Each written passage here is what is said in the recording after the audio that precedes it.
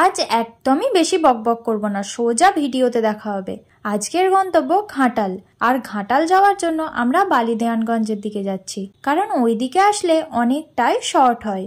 আর এই যে চলে এলাম ঘাটাল, ক্লক টাওয়ারটা দেখে তো বুঝতেই পারছেন।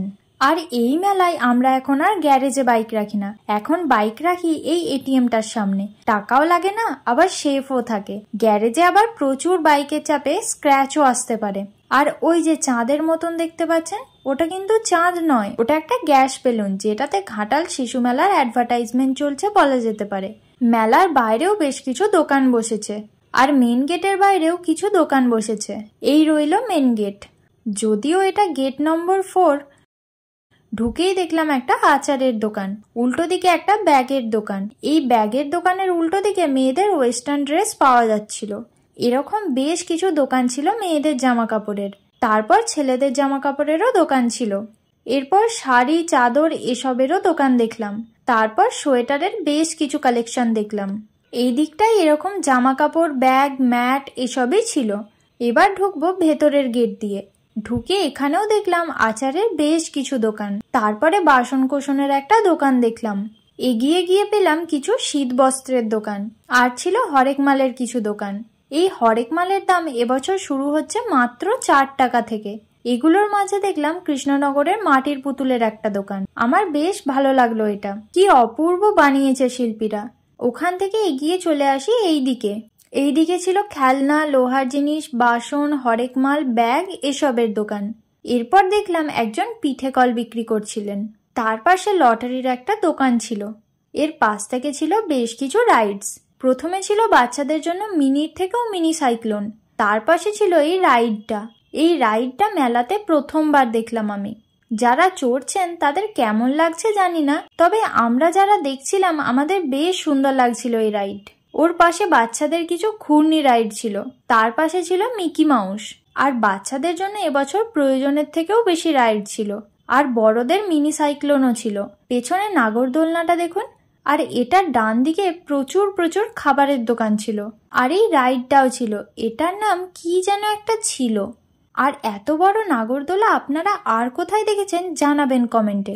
এরপর অন্যদিকে যাওয়ার পথে পাঁশকুড়ার চপ, ভেলপুরি, রেস্টুরেন্ট, রোলের দোকান, ট্যাটুর দোকান আর মেলার কিছু দোকান দেখতে পেলাম। এরপর বেরিয়ে দেখলাম একটা ফুলের দোকান। এদিকে ছেলে মেয়েদের জামা কাপড় আর ব্ল্যাঙ্কেট, বিছানার চাদর এসবের দোকান ছিল। এবার যেতে যেতে দেখলাম ন্যাপথলিন। আমি 10 টাকার একটা প্যাকেট নিলাম। এর উল্টো দিকে জুতো, জামা কাপড়ের দোকান দেখতে পেলাম। এরপর নিলাম একটা হজমের গলি, এটার দাম ছিল 40 টাকা। এর উল্টো দিকে ছিল মেয়েদের ওয়েস্টার্ন জামা কাপড়ের একটা দোকান। আচ্ছা, যারা ওয়েস্টার্ন ড্রেস পরেন তারা একটু জানাবেন তো কেন ওয়েস্টার্ন ড্রেস পছন্দ করেন। আর এই দিকে একদম জামা কাপড়ের মার্কেট ছিল। ওটা থেকে এগিয়ে এসেছিল বসার একটা জায়গা, যেখানে বসে একজন ড্রোন ওড়াচ্ছিল। এরপর ছিল একটা সুন্দর সেলফি জোন।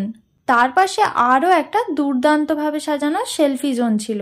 এরপর আবার ওই জামা কাপড়, হরেক মাল এসব ছিল। ওটা পেরিয়ে একজন আসন বিক্রি করছিলেন। আর বেশ কিছু শিক্ষণীয় জিনিসের কাউন্টার ছিল। বিজ্ঞান মডেল প্রদর্শনীটা দেখার ইচ্ছে ছিল, কিন্তু প্রচুর ভিড় থাকায় সম্ভব হলো না।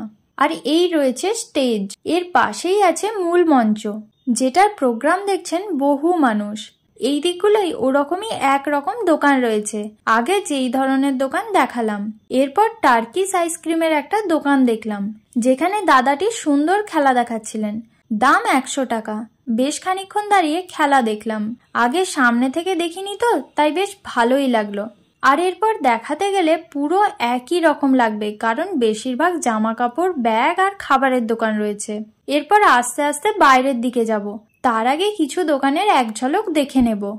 দেখলাম চিমনির একটা দোকান ছিল, তারপর ব্ল্যাঙ্কেটের একটা দোকান ছিল, আর বিনামূল্যে হাত দেখার একটা দোকান ছিল। কিন্তু ব্যাপার হচ্ছে হাত দেখে ভাগ্য বলেন।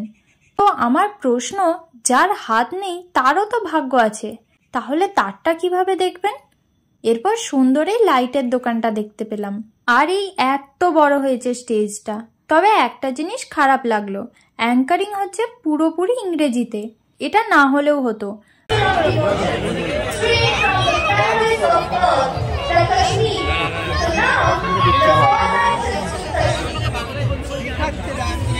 বাদ বাকি সবকিছুই খুব ভালো লাগলো।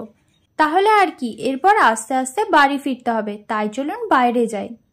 এই জন্য ক্রিটিসাইজটা খুব দরকার, কারণ আগের বছর আমি বলেছিলাম যে আমার মেলাটা ভালো লাগেনি, তো আপনারা তখন অনেকে আমাকে কমেন্ট করে বলেছিলেন যে আমি নাকি ভুলভাল বকছি এই সেই, আবার অনেকে আমাকে সাপোর্টও করেছিলেন। আর এই বছর মেলাটা দেখুন আবার সেই আগের মতোই আমার মেলাটা লাগছে, খুব ভালো লাগছে মেলাটা। তবে একটা জিনিস আমার খুব বাজে লাগলো, সেটা হচ্ছে এখানে যারা অ্যাঙ্কারিং করছে স্টেজেতে তারা ইংলিশে অ্যাঙ্কারিং করছে, আর সেটা আমার পছন্দ নয়। ইংলিশটা ধরে নিন আমি অশিক্ষিত, তো আমি কি ইংলিশটা বুঝতে পারবো বলুন? ওরা যেটা বলতে চাইছে সেটা তো অনেকে নাও বুঝতে পারে। তো বাংলা যেহেতু আমাদের মাতৃভাষা, আর ঘাটালটা তো আর পশ্চিমবঙ্গের বাইরে নয়, তো আমার মনে হয় এখানে বাংলাতে অ্যাঙ্কারিং করাটাই সব থেকে ভালো।